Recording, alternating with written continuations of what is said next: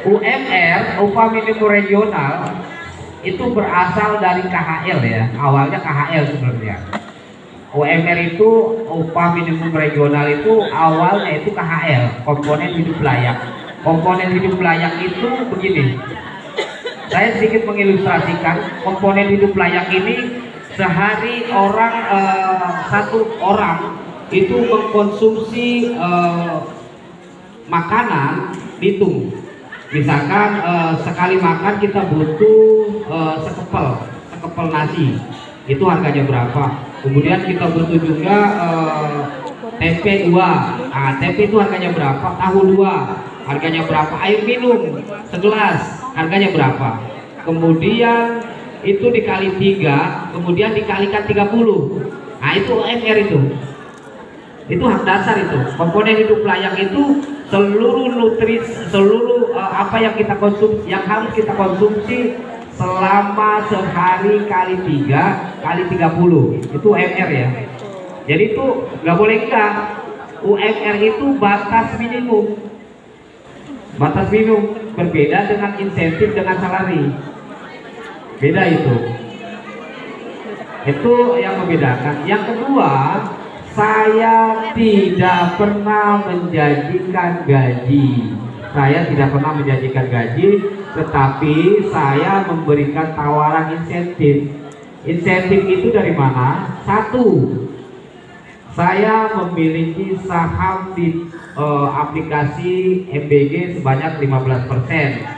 Dan 15% itulah yang akan saya bagikan ke teman-teman.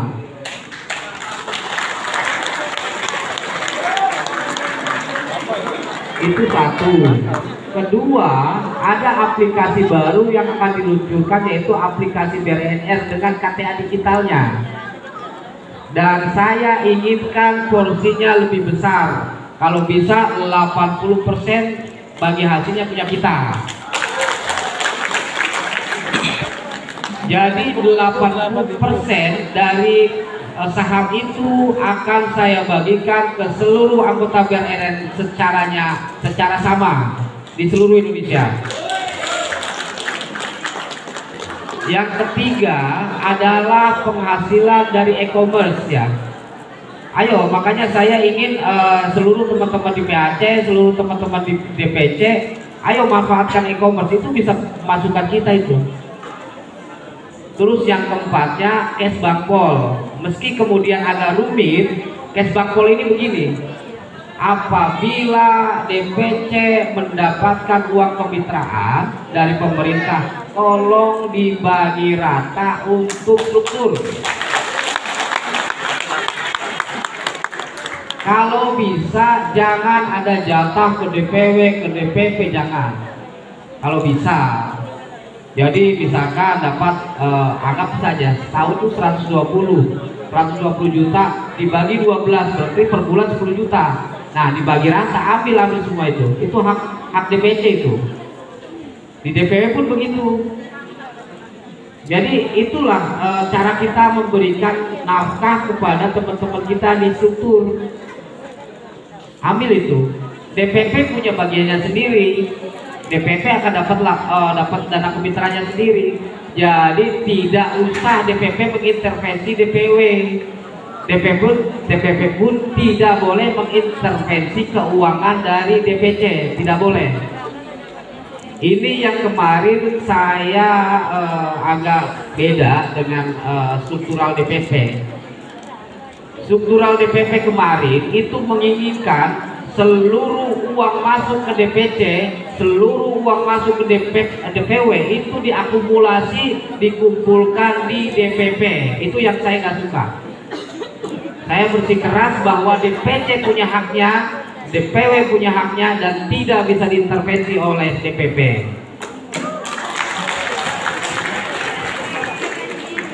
Keinginan struktur DPP kemarin adalah uang yang diambil, yang didapat dari pemerintah di DPC itu diserahkan ke DPP.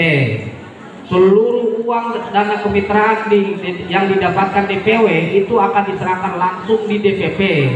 Jadi prosesnya DPC punya kegiatan proposal dulu ke DPP, baru di ACC, baru cair.